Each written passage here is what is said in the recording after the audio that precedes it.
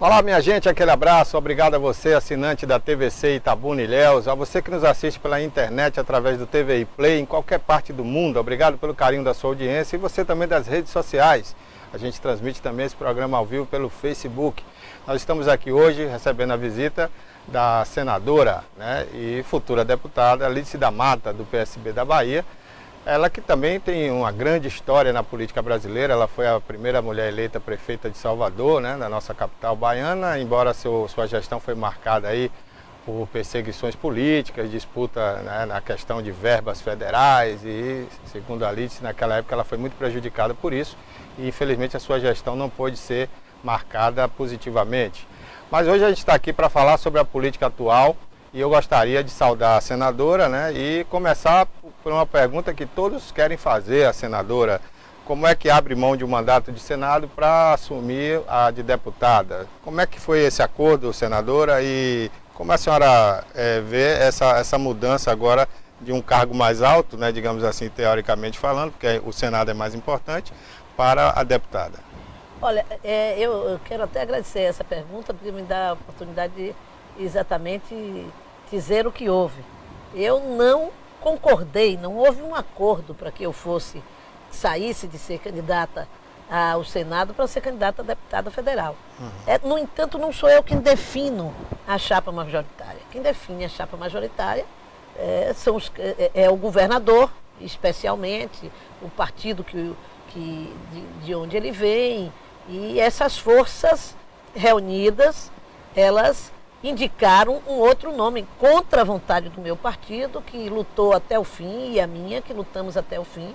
Eu apenas decidi com o partido de que eu não teria uma candidatura avulsa, porque ainda que sendo prejudicada, eu faço parte de um projeto político de transformação da Bahia, que o governador Rui Costa representa, e tenho certeza de que isso prejudicaria esse projeto, traria um debate interno, uma dificuldade interna, que nos levaria a todos a prejuízos. Por isso, o partido decidiu logo, a direção nacional do partido e o partido aqui, de que o caminho era que eu fosse candidata a deputada federal. E eu vim para o risco e fico feliz de poder estar aqui hoje, tendo sido eleita deputada federal pela Bahia e em condição de continuar representando o povo baiano. Ok, senador, então a partir de agora, como é que fica? A senhora foi convidada também para assumir uma secretaria no governo. A senhora pensa em assumir essa secretaria ou assumir o cargo de deputada? Para mim seria uma honra muito grande poder integrar o governo de um governador tão operoso, tão trabalhador, tão determinado em fazer a melhoria das condições de vida da população do nosso estado. No entanto, nós temos um debate nacional sobre a bancada do PSB e nós decidimos que nenhum deputado federal deveria se licenciar para ser secretário de nenhum lugar. Por quê? Nós viemos de uma eleição difícil. O partido, em 2018, praticamente indicou a saída de sua porta para 14 deputados. Foi um gesto de muita coragem do nosso partido. Nós tínhamos 35 deputados e perdemos, portanto, 14 deputados. E o nosso esforço era reeleger. E por essa reeleição passa um pouco o destino do nosso partido. A definição do seu posicionamento político e ideológico. E por tudo isso, como a maioria de nós foi eleito em coligações proporcionais, se eu me licencio para ser secretária, não entrará um deputado do nosso partido. Não é por egoísmo, mas por compreender que nesse momento o partido precisa desse esforço comum de todos. Então, por isso, eu sou deputada federal, mas não só por isso, isso é a motivação primeira. Mas eu fiz também uma espécie de enquete com o meu eleitorado, na medida em que coloquei nas redes sociais, e houve uma grande manifestação de que achava de que eu deveria, num momento tão difícil para o Brasil, exercer o meu mandato de deputada federal. Esse momento difícil que a senhora se refere é sobre a economia brasileira, por a situação que passa, ou pelo atual presidente eleito, Jair Bolsonaro, já que a oposição vê-lo como uma ameaça? Olha, pelas duas coisas, né? Não basta... primeiro, nós vivemos um período de crise econômica em que as saídas da crise interessam à população. Na economia, você tem diversas saídas, nunca tem uma porta só para ser aberta, né? Há diversas portas, mas essas portas dizem respeito ao interesse de cada cidadão, ao direito de cada cidadão, à expectativa de cada cidadão. E nós temos opiniões muito diferentes do presidente da República do que é bom para o Brasil. Nós achamos que o presidente está levando o Brasil a uma submissão direta aos interesses dos Estados Unidos, o que nos prejudica do ponto de vista internacional, prejudica a economia brasileira. Agora, recentemente, os países árabes estão reticentes em relação à compra da nossa carne de frango.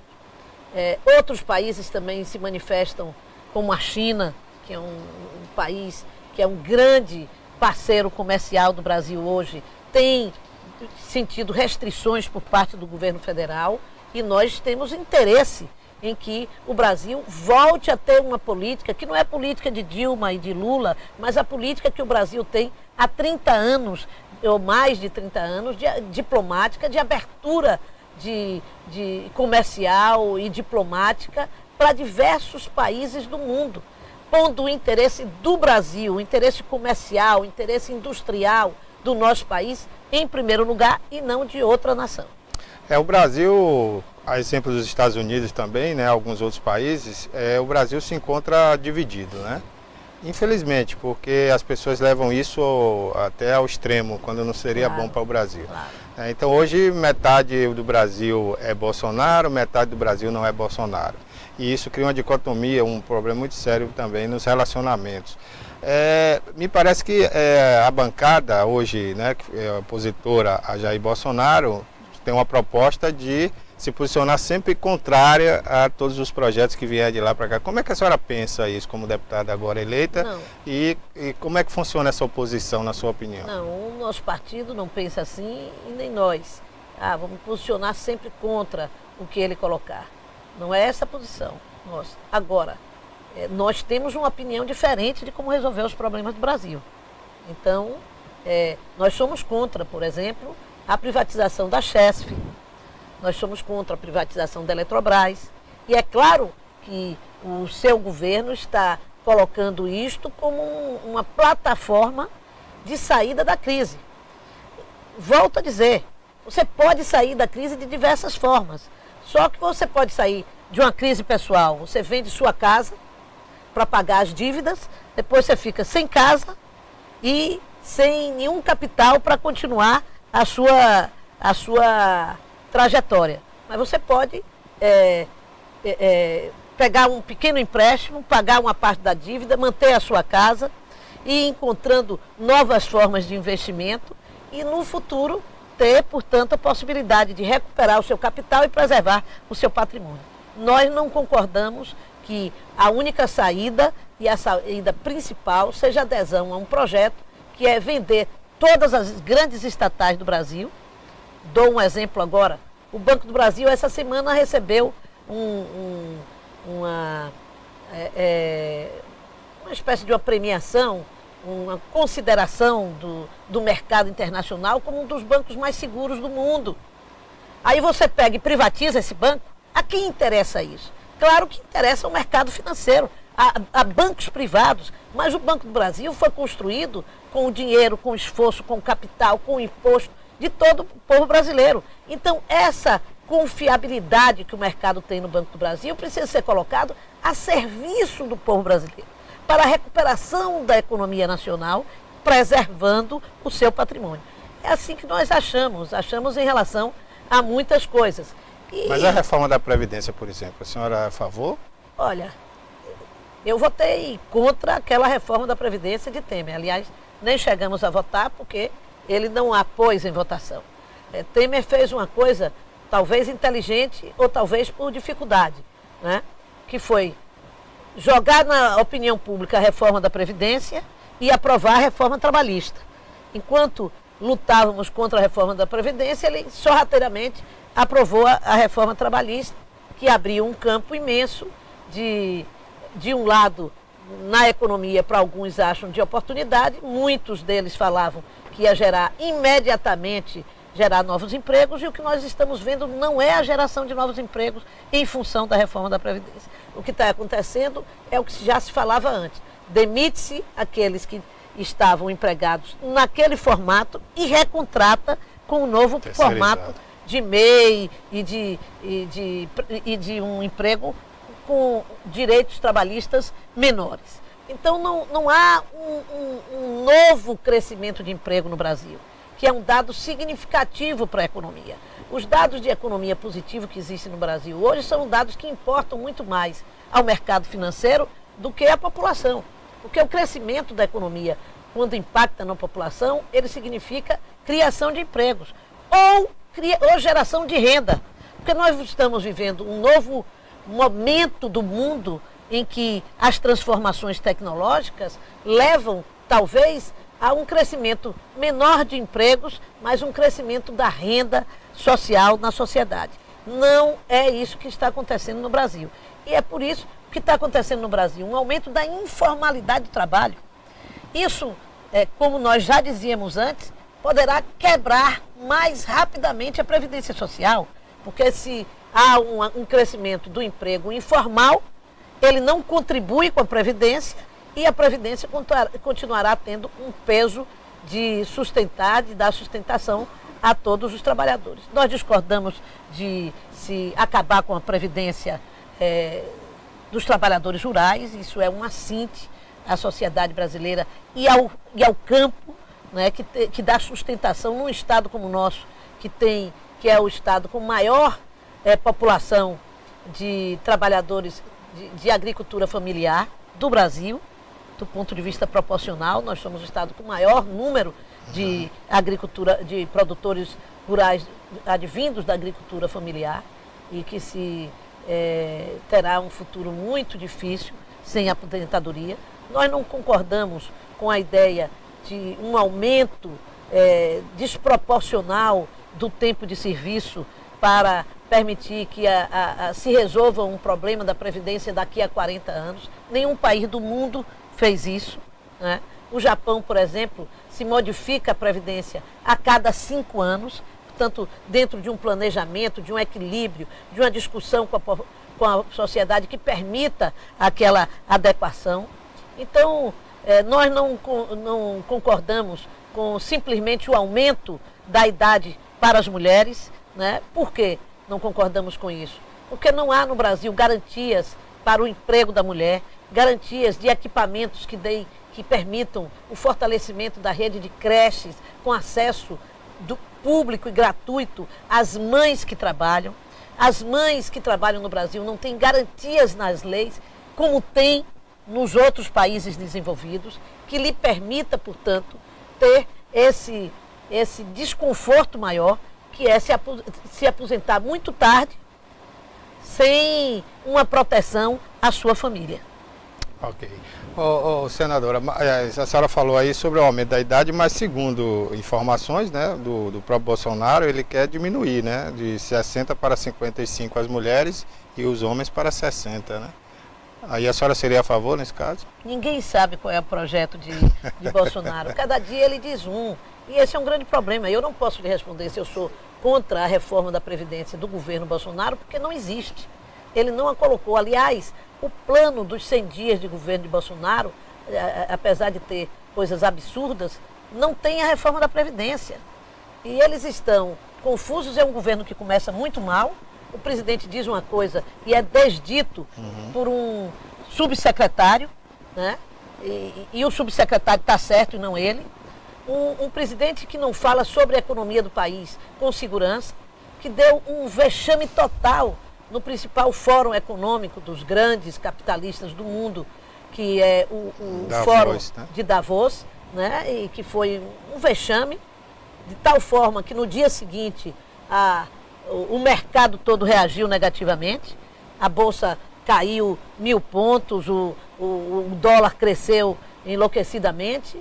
É o resultado de nós termos transformado um homem despreparado, que não conhece a economia do seu país, que não conhece os princípios norteadores da economia nacional, como presidente da República. Ok, no próximo bloco eu vou conversar com a senadora e futura deputada aqui sobre a nossa região. Vamos falar sobre a CEPLAC, sobre o cacau, como ela vê a nossa região cacaueira e o que é que ela, como deputada, vai poder fazer para melhorar a situação aqui da nossa região. Voltamos já já.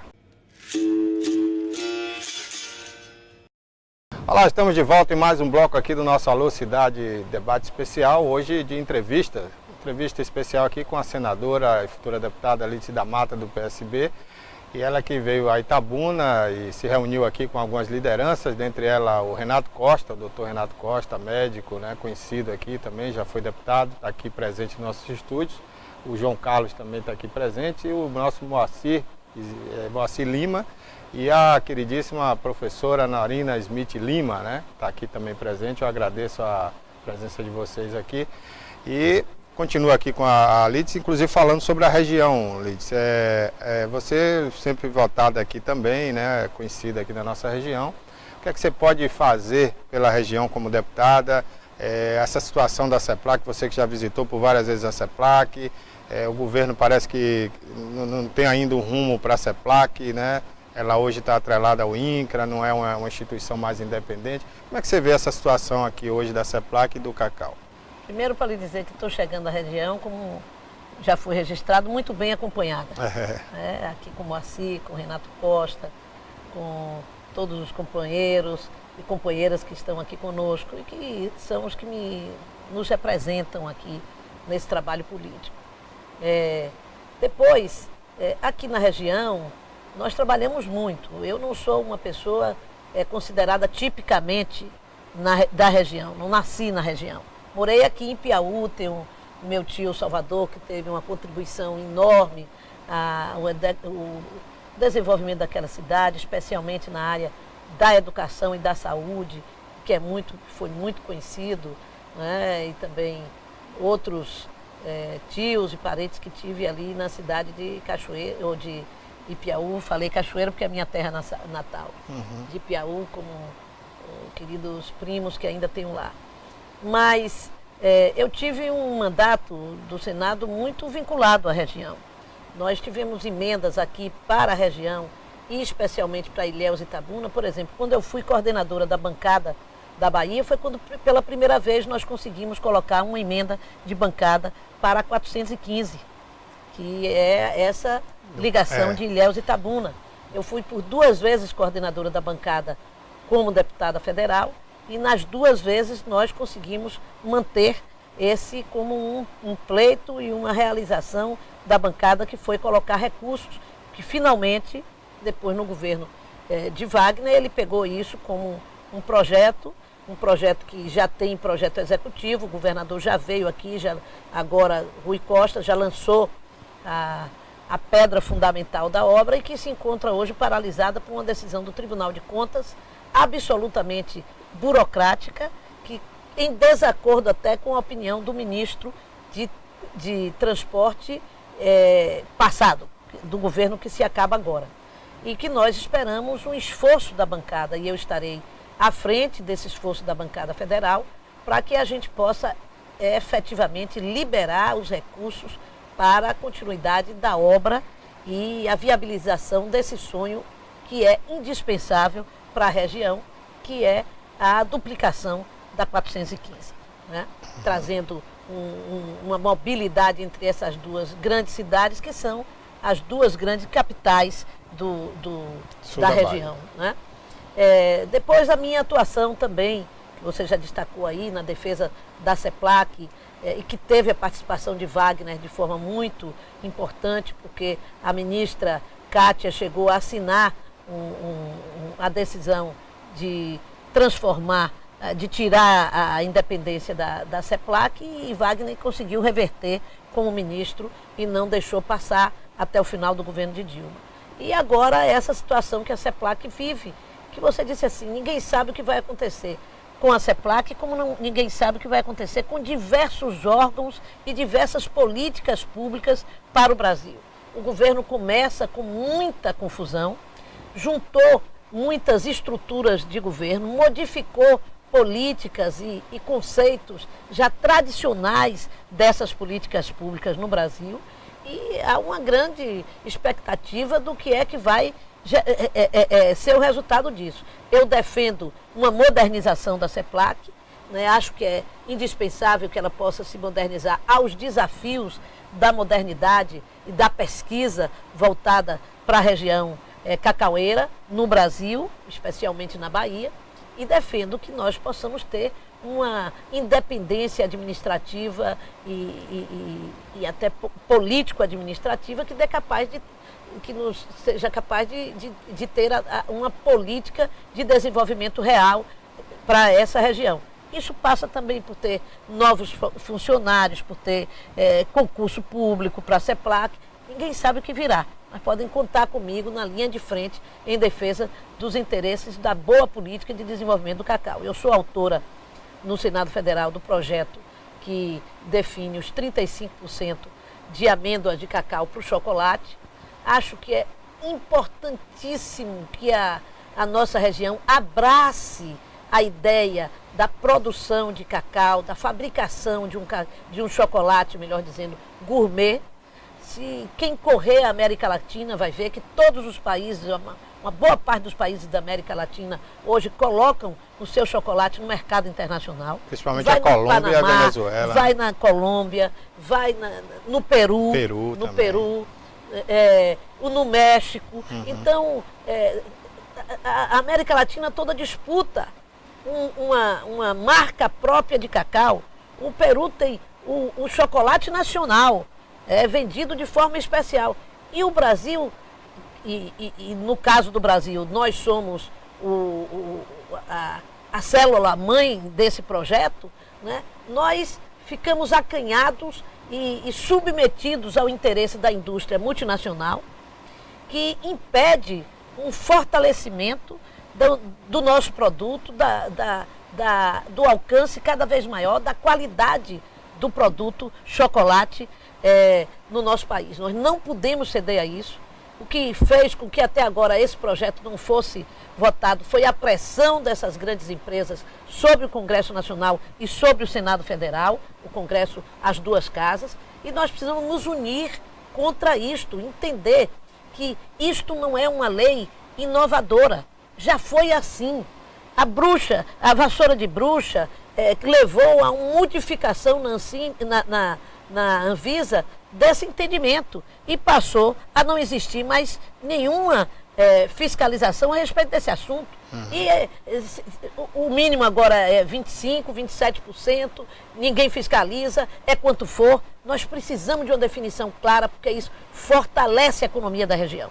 Eu fui também a única senadora e acho que a única política da Bahia nesse último período que se debruçou a uma discussão sobre a dívida dos cacauicultores, com a presença dos mesmos no Senado Federal, com uma articulação nossa, com produtores da região buscando, até o fim do governo de Temer, nós buscamos uma medida provisória que pudesse responder a isso, e eu vou voltar a este assunto agora, quando assumir o meu mandato de deputada federal. Nós temos que levar as causas da Bahia de maneira unitária, independente de sigla política, e numa articulação com outros estados também, porque nós não somos os únicos a ter produtores de cacau endividados, mas somos os que têm um número maior de endividados. São algumas medidas pequenas que podem nos ajudar substancialmente. E nós queremos, e aí não tem limite de quem é o presidente da República, é isso que eu falo, né? Nem tudo de um presidente da República pode ser rejeitado, se nós conseguirmos um diálogo com esse presidente da República, com o Ministério de Agricultura e com o Ministério da Fazenda, porque muito depende da Fazenda e do planejamento, que permita que efetivamente a gente conquiste essa bandeira importante para a nossa região. Agora, a produção de cacau, aqui nós precisamos entendê-la de nova forma. A manutenção da Mata Atlântica, que foi viabilizada pela forma de produção do cacau na região, nos dotou um patrimônio de recursos naturais que nos transforma num grande potencial de crescimento, tanto da agricultura quanto principalmente do turismo na região. E o nosso turismo não é um turismo só de praia e de sol, embora nós tenhamos riquezas naturais com um litoral belíssimo na nossa região. Mas nós temos na cultura do cacau, na história do cacau, uma possibilidade de um turismo fantástico e na manutenção da nossa Mata Atlântica, que não permite que nós tenhamos dúvida sobre a necessidade de investir nisso. Ok, vamos fazer um intervalo rapidinho e voltamos para o encerramento do programa já já.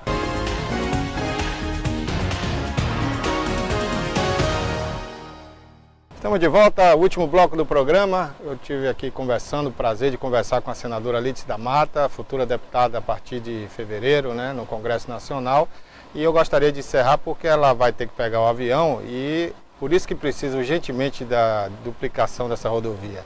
Hoje, para chegar em Ilhéus, precisa de 1 hora e meia até o aeroporto, em 26 quilômetros, quando eu poderia fazer em 30 minutos. Exatamente. Senadora, muito obrigado por a senhora ter vindo aqui, né? Eu agradeço muito e o espaço fica aberto aqui, né? As próximas vezes que a senhora vier, que eu era abordar sobre a eleição local, qual é o seu pensamento, o pensamento do partido, né? Eu vejo hoje Renato Costa aqui como uma grande liderança, né? A professora Norina, João Carlos e outros. Então a gente precisa saber se vai ter um deputado próprio, se vai apoiar o PT. A gente quer saber tudo isso, mas infelizmente hoje não vai dar tempo, né?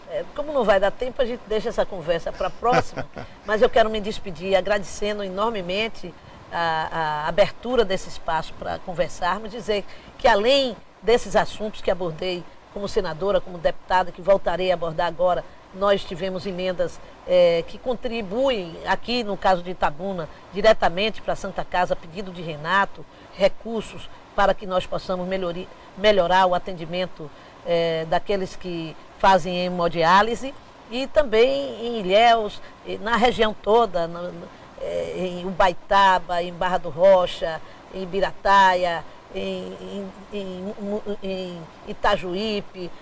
Muitas dessas cidades receberam emendas minhas como senadora e como deputada, e agora voltarão a receber como deputada também. E tive uma participação que continuarei tendo, significativa, na luta pela implantação da Universidade do Sul da Bahia. Ok, obrigado, senadora. Obrigado ao Moacir Smith Lima, né, que é uma grande figura, uma grande liderança também nessa questão aí, assessorando aqui a nossa senadora. E eu queria agradecer a vocês, internautas, que nos assistem em qualquer parte dessa Bahia e do mundo, e você que nos assiste pela TVC Itabuna e Ilhéus. Muito obrigado e até o próximo programa.